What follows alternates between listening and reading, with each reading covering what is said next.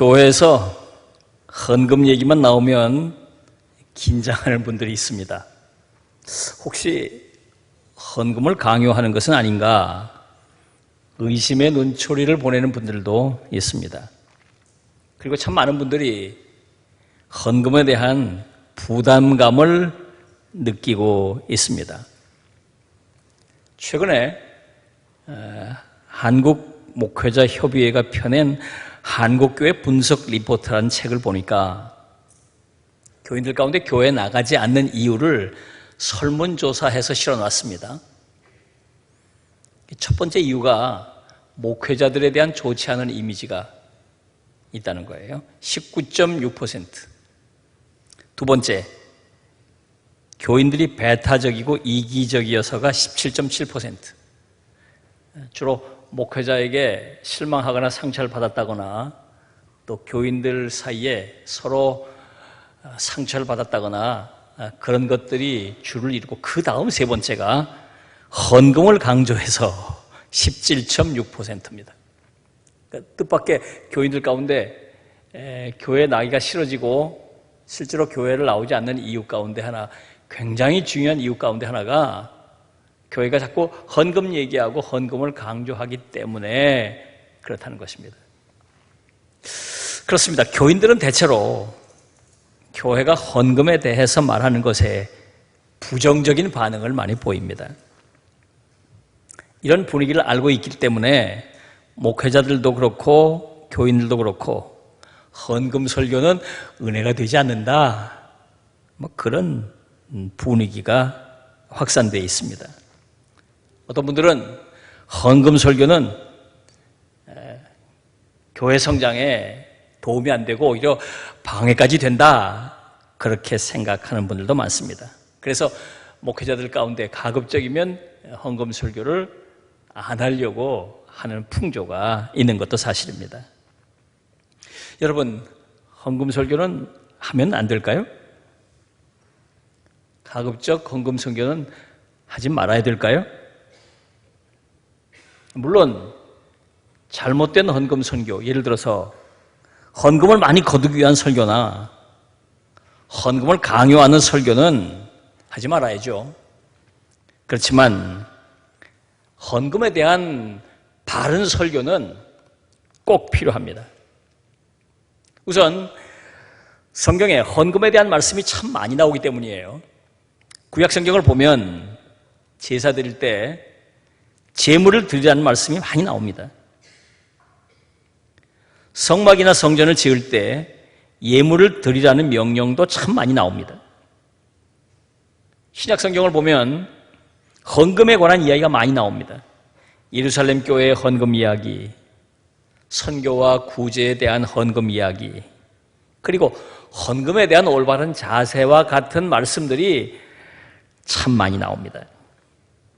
이것은 헌금이 신앙생활에 굉장히 중요하다는 것을 뜻합니다. 잘못된 헌금 태도가 신앙 자체에 큰 문제를 일으키지만 올바른 헌금 태도는 신앙을 더 굳건하게 해준다는 것을 말합니다. 그래서 오늘도 헌금에 대한 설교와 가르침은 꼭 필요합니다. 또 하나, 한국교회 성도들 가운데 헌금에 대한 편견과 오해가 많기 때문입니다. 저희 교회가 건축을 시작하려고 할 때 어떤 목사님이 조언을 한다고 저를 찾아왔습니다. 아무개 목사님을 모셔서 부흥회를 하라는 것입니다. 그분은 건축 헌금 작정에 탁월한 은사가 있다는 것입니다. 그분이 오셔서 설교하고 부흥회를 하면 교인들이 다 마음을 열고 아마도 건축비 이상 작정하고 헌금을 하게 될 것이라는 거예요. 솔깃했습니다. 그런데 하는 말이 부흥회 끝나고 다른 때와 달리 두둑하게 강사비를 챙겨줘야 한다는 말을 덧붙이는 거예요. 기분이 조금 나빴습니다. 그래서 도대체 그분이 어떻게 설교를 하길래 그렇게 헌금 작정이 많이 나오나 살펴보니까 그분이 하는 설교의 부흥의 설교의 핵심 메시지는 두 가지였습니다. 하나는 교회 건축을 하는데 그 교회 교인으로서 그 건축 헌금에 참여하지 않으면 저주를 받는다는 거예요. 협박이죠. 또 하나는 신앙생활 하는 동안에 교회가 평생 한 번 건축을 할까 말까 하는데 이때가 큰 복을 받을 수 있는 기회라는 거예요. 이때 헌금을 많이 하면 큰 복을 받게 될 거니까 이 찬스를 놓치지 말라. 이게 그분 설교의 핵심 메시지였습니다. 그리고 이분이 가지고 있는 필살기가 있었어요. 필살기가. 부흥의 설교를 끝내놓고 교인들 모두 눈을 감게 합니다. 그리고는 이제부터 자기가 액수를 부를 테니까 그 액수 헌금할 사람은 손을 들라고 그렇게 한다는 거예요. 10억 있습니까? 10억. 저기 한 분. 네. 5억입니다. 5억 있습니까? 이런 식으로 쭉 헌금 액수를 매겨간다는 겁니다. 교인들은 조마조마해서 들 수도 없고 안 들 수도 없고 막 그렇게 해가지고 뭐 100억, 200억, 300억 작정을 한다는 거예요. 제가 그 내용을 살펴본 뒤에 저는 도저히 이런 류의 부흥회를 할 만한 위인이 못 되기 때문에 이거 나는 안 되겠다. 그래서 그 제안을 거절했고 그리고 그분과도 그때부터 연을 끊고 연락을 하지 않고 있습니다. 요새 이런 잘못된 헌금 설교들 때문에 교인들이 헌금에 대해서 왜곡된 생각을 가지게 됩니다. 그리고 또 반대로 다른 문제들도 확산되고 있습니다. 예를 들어 11조 헌금은 할 필요가 없다거나 헌금은 꼭 교회에다 내지 않아도 된다거나 또는 신약 성경을 보면 헌금에 대한 내용이 없는데 목사들이 헌금 얘기를 만들어가지고 그렇게 교인들을 강요하기 때문에 굳이 그렇게 헌금할 필요가 없다는 식으로 이야기하는 내용들이 인터넷이나 또는 유튜브에 지금 확산돼 가고 있습니다. 그렇습니다. 오늘 이렇게 헌금을 강요하려는 잘못된 헌금 설교나 헌금을 하지 않도록 부추기는 정보들이 성도들을 혼란스럽게 만들고 있습니다. 그렇기 때문에 올바른 헌금 설교는 꼭 필요합니다. 자, 그러면 우린 어떻게 헌금해야 할까요? 자, 오늘 본문 말씀을 통해서 우리가 올바른 헌금의 자세와 태도를 살펴보도록 하겠습니다. 자, 오늘 본문 1절로 2절을 보면 이렇게 되어 있습니다.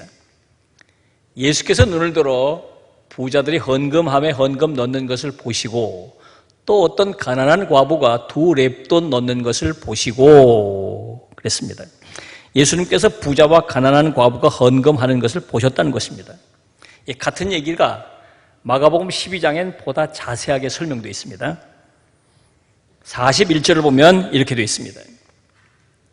예수께서 헌금함을 대하여 앉으사 우리가 어떻게 헌금함에 돈 넣는가를 보실세. 예수님께서 성전 헌금함이 잘 보이는 곳에 앉으셨다는 것이죠. 그 사람들이 헌금함에 헌금을 어떻게 넣는가를 쭉 유심히 지켜보셨다는 것입니다. 당시 예루살렘 성전을 가보면 당시 예루살렘 성전에는 여인의 뜰이라고 하는 뜰에 헌금함이 놓여 있었습니다. 나팔 모양으로 생겼는데 13개가 쭉 놓여 있었습니다. 이스라엘 백성들이 성전에 와서 제사 드리러 들어오면서 저마다 준비해온 헌금을 그 헌금함에 넣었습니다. 그리고는 제사장에게 가서 자기가 얼마 어떻게 헌금했다 그 내용을 말했습니다. 예수님께서 일부러 다른 곳을 찾으신 게 아니라 일부러 이곳에 앉으셔서 그 앞에서 지켜보셨다는 것입니다. 사람들이 어떻게 헌금하는가를 관심을 가지고 지켜보셨다는 것입니다. 그 중에서 부자들이 헌금을 많이 하는 것도 유심히 지켜보셨고, 아주 가난한 과부가 이 동전 2개, 2렙돈을 헌금하는 것도 지켜보셨다는 것입니다. 왜? 성전에 가셔서 기도하는 걸 좀 지켜보시지, 은혜스럽지 않게 왜 헌금하는 걸 지켜보셨을까? 그렇게 생각하는 사람도 있을지 모르겠습니다. 오래전에 저는 이 말씀을 묵상하다가 새삼스럽게 깨달은 것이 하나 있었습니다. 당시까지는 제가 우리 주님께서 우리들이 기도하는 것에 대해 굉장히 관심을 가지고 계시다 하는 것을 알고 정말 최선을 다해서 기도함으로 주님을 기쁘시게 드리려고 애를 썼습니다. 예수님께서 우리가 예배드리고 말씀 생활하고 교회 봉사하는 것에 대해서 대단히 관심을 가지고 계시기 때문에 내가 정말 최선을 다해서 예배드리고 교회 봉사하고 말씀 생활하면서 주님을 기쁘시게 드려야 되겠다, 그 생각을 했었습니다. 그런데 제가 하나 놓치고 있던 게 있었어요. 주님께서 그렇게 우리의 헌금에 대해서 그렇게 관심을 가지고 계신지 몰랐습니다. 기도만큼, 예배만큼, 그래서 헌금에 최선을 다하지 못했었습니다. 이 말씀을 묵상하는 가운데 주님께서 그렇게 우리의 헌금에 관심을 가지고 계시다는 것을 깨닫고 난 다음에 제가 하나님 앞에 회개했습니다. 그동안 헌금에 신경 쓰지 못하고, 헌금에 정성을 들이지 못하고, 헌금에 최선을 다하지 못한 것에 대해서 회개하고 앞으로 헌금에 최선을 다해야 되겠다 다짐한 바가 있었습니다. 그렇습니다. 오늘 그리스도인들 가운데 주님께서 헌금에 이렇게 관심을 기울이고 계신 줄 모르는 사람들이 많습니다. 그래서 헌금에 대해서 제대로 정성을 들이지 않습니다. 심지어 헌금을 이런 식으로 하는 사람들도 있어요. 어떤 사람은 복채를 드리는 것처럼 헌금하는 사람이 있습니다. 무당이나 또 박수에게 가서 점을 보거나 복을 빌어달라고 하고 끝나고 난 다음에 복채를 주죠. 하나님 앞에 나와서 복을 달라고 기도하고 복 주실 것을 생각하고 헌금하는 사람이 있습니다. 복채처럼 헌금을 하는 것이죠. 또 어떤 사람은 세금처럼 헌금을 내는 사람이 있어요. 국민의 의무가 세금이잖아요. 국민들이 의무감으로 세금을 내듯이 성도들이 의무감으로 하나님 앞에 헌금하는 사람들이 있습니다. 헌금하지 않으면 하나님께 벌을 받을까 봐, 세금 내지 않으면 나중에 추징당하는 것처럼 헌금하지 않으면 하나님 앞에 무슨 책망받고 저주받고 할까 봐 겁이 나서 세금 내듯이 헌금하는 사람들도 있습니다. 또 어떤 사람은 헌금을 기부금처럼 드리는 사람이 있어요. 마치 자선 냄비에 돈 몇 푼 툭 던져 넣듯이 지나가다가 감동이 되면 툭 하고 동전 몇 개 또 돈 몇 푼 자선 냄비에 헌금하듯이 기부금 내듯이 그런 식으로 교회 와서 감동되면 돈 몇 푼 넣고, 그렇지 않으면 그냥 그냥 넘어가고, 그렇게 헌금하는 사람들도 있습니다. 여러분, 만일 우리가 이렇게 헌금한다면 우리의 헌금을 지켜보시는 주님의 마음을 안타깝게 해드리게 될 것입니다. 우리가 헌금하면서 우리의 헌금을 지켜보시고 주목하고 계시는 주님의 마음을 시원하게 해드리려면 다음 2가지를 잊지 말아야 합니다. 하나는 헌금은 신앙 고백으로 드려야 한다는 것입니다. 역대상 29장 14절을 보면 다윗이 이렇게 고백합니다. 나와 내 백성이 무엇이기에 이처럼 즐거운 마음으로 들을 힘이 있었나이까. 모든 것이 주께로 말미암아 싸우니 우리가 주의 손에서 받은 것으로 주께 드렸을 뿐이니이다. 다윗은 이런 믿음으로, 이런 마음으로 헌금했다는 것입니다.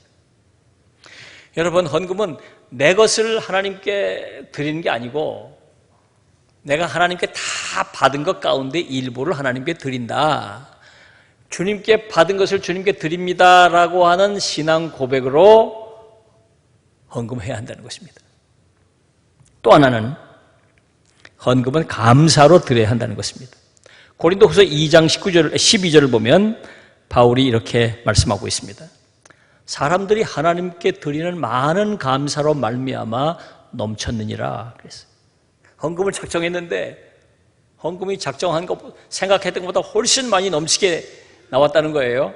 왜 그런가 알고 보니까 사람들이 받은 바 은혜가 너무 감사하고 너무 커서 그 은혜에 감사하는 마음으로 헌금을 하다 보니까 이렇게 많이 나왔다는 것입니다. 헌금은 받은 바 은혜에 대한 감사로 하나님께 드리는 것입니다.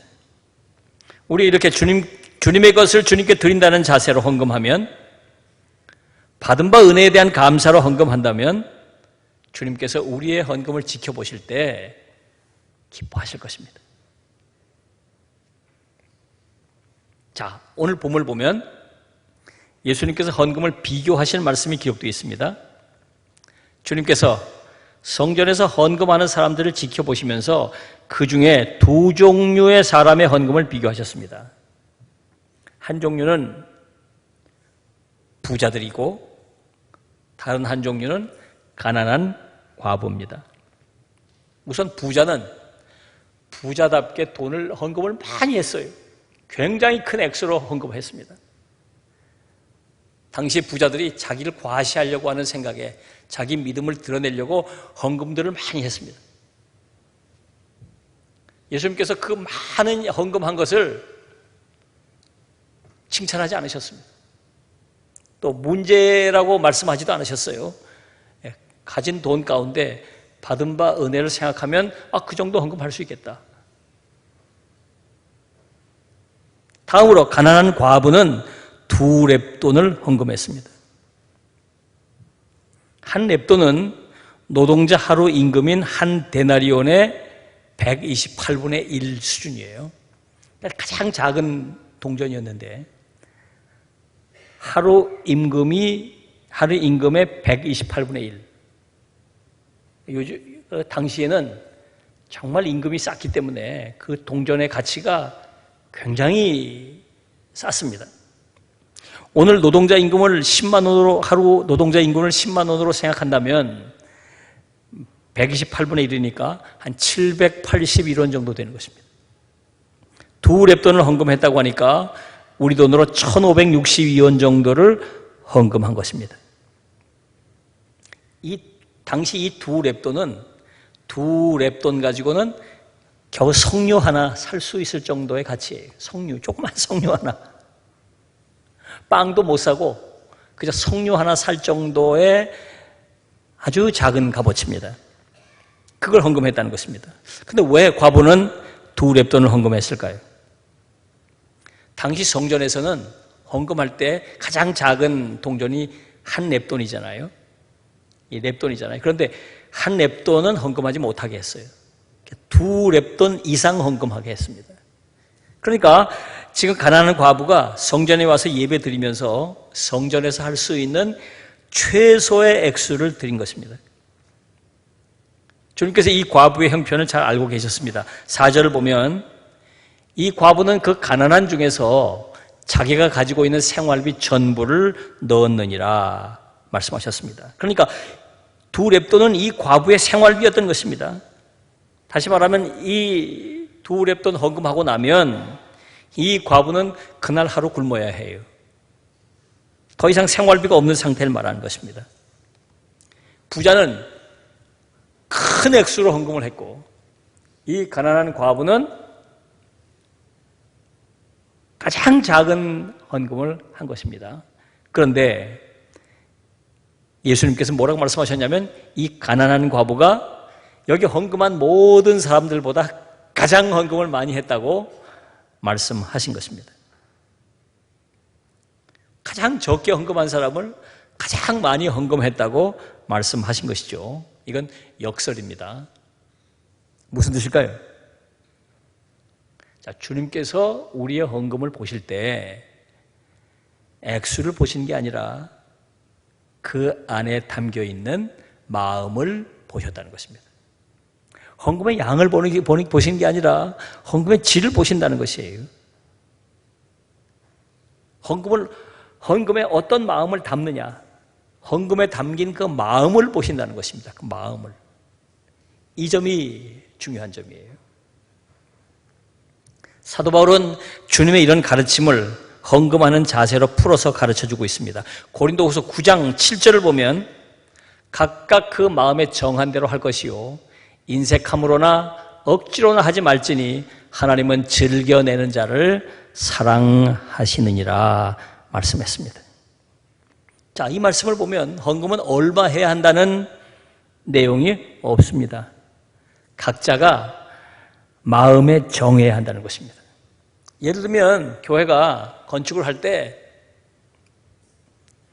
항존직 이상, 장로는 얼마, 권사는 얼마, 안수집사는 얼마, 집사는 얼마, 평교회는 얼마 헌금을 해야 된다, 이렇게 정해서는 안 된다는 것이죠.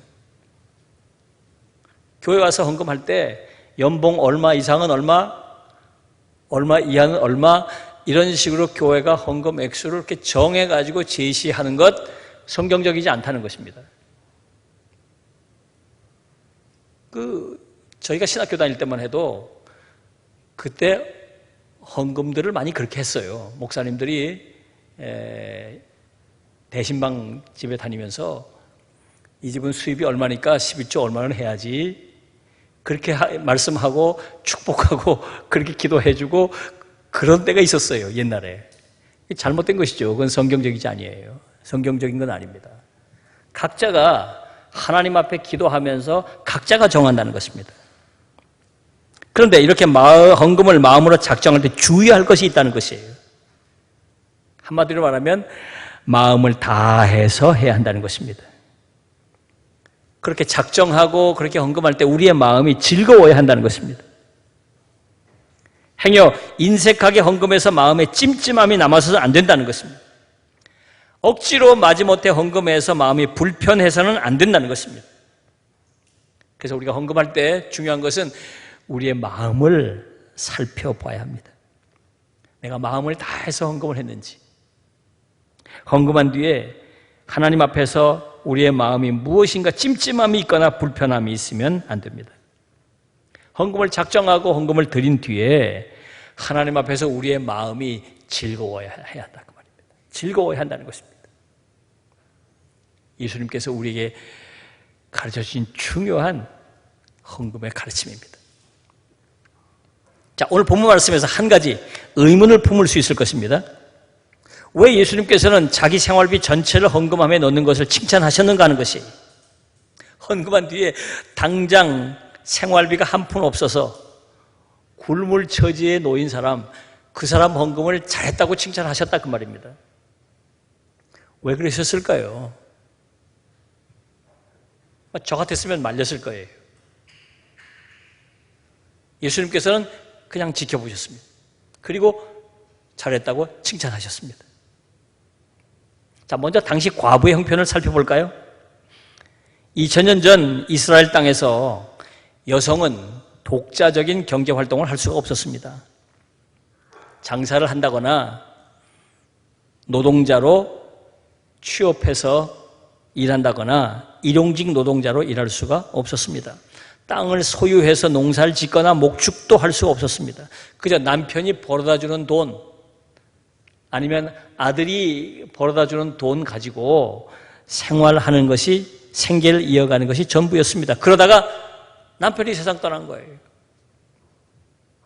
생계가 막막하죠. 그래서 할 수 있는 일은 고작 밭에 나가서 추수하다 남겨진 나달을 줍거나 마을이나 회당이나 교회 공동체가 주는 그 자선을 베푸는 그것들을 받아서 생계를 유지할 뿐입니다. 오늘 우리 주변에 독자적인 경제활동이 어려워서 폐지를 주어서 생계를 이어가는 어르신들이 있습니다. 취업이나 알바를 할 수가 없습니다. 장사할 형편도 안 됩니다. 그렇다고 연금을 받거나 금융자산이 있는 것도 아닙니다. 새벽부터 열심히 폐지를 모아서 근근히 하루하루 생계를 이어가는 분들이 있습니다. 당시의 과부가 그런 사람들과 같아요. 그런데 이 과부는 비록 적은 돈이지만 자기 돈 전부를 헌금한 것입니다. 마치 가난한 어르신이 하루 종일 폐지를 주어서 번 몇 푼 안 되는 돈 전부를 헌금한 것과 같다고 할 수 있겠습니다. 그러면 예수님께서 왜 이 과부를 칭찬하셨을까요? 이 과부의 무엇을 칭찬하신 것일까요? 바로 이 과부가 하나님께 헌금을 드리면서 자기의 생계를 철저히 하나님께 맡기고 있다는 점, 이것을 칭찬하신 것입니다. 사실 과부는 스스로 자기 생계를 책임질 수 없는 딱한 형편입니다. 하나님께서 특별히 보살펴주지 않으시면 하루하루 생계가 막막합니다. 아마 이 과부는 수없이 그런 체험을 해왔을 것입니다. 하루하루 먹고 살기가 어려운데 하루하루 밭에 나가 보니까 그 밭에 생각지 않게 또 곡식들이 많이 남아 있었고, 또 어떤 사람들이 좀 도와주고, 이래서 하루하루 생계를 지금까지 이어왔던 것입니다. 그래서 자기가 먹고 사는 문제는 다 전적으로 하나님께 달려있다는 것을 이 과부는 믿었을 것입니다. 그러니까 하나님을 믿는 믿음 때문에 그 하루 생활비, 그거 감동이 되니까 그거 헌금할 수 있는 것이죠. 사실 성도들 가운데 하나님을 믿는다고 하면서 돈을 더 의지하는 사람들이 있습니다. 자기의 생계는 사업, 돈이 책임진다고 생각하고, 사업이 흔들리면 믿음도 흔들리고, 생계 토대가 흔들리면 믿음도 흔들리고, 돈이 없어지면 믿음 자체도 막 흔들리는 사람들도 참 많이 있습니다. 이런 분들은 돈이 없으면 돈이 없어서 헌금 못하고, 돈이 있어도 마음에 여유가 없으니까 또 헌금 못하고, 그런 것입니다. 말라기 3장 10절을 보면 이렇게 말씀하고 있습니다. 만군의 여호와가 이르노라, 너희의 온전한 11조를 창고에 들여 나의 집에 양식이 있게 하고 그곳으로 나를 시험하여 내가 하늘문을 열고 너희에게 복을 쌓을 곳이 없도록 붙지 아니하나 보라 그랬어요. 하나님께서 나를 한번 시험해 보라는 것입니다. 너희들이 돈을 믿지 말고 나를 믿고 마음껏 헌금을 해보라는 것입니다. 그러면 내가 너희들을 굶기나 한번 지켜보라는 거예요.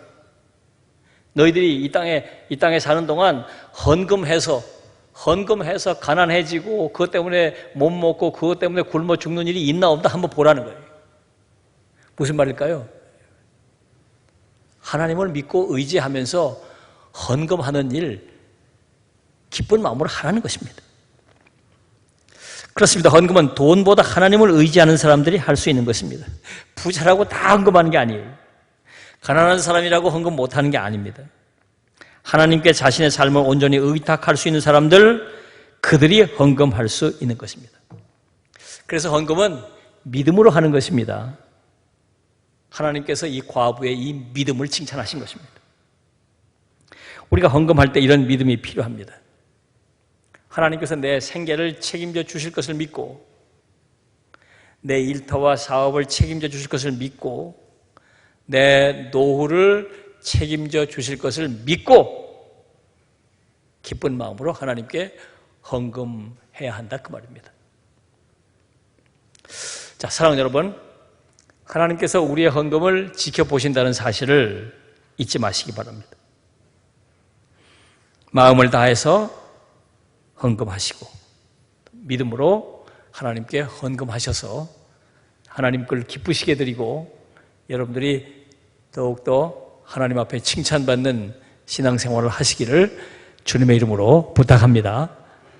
기도하겠습니다. 주신 말씀을 생각하면서 하나님 앞에 기도하겠습니다.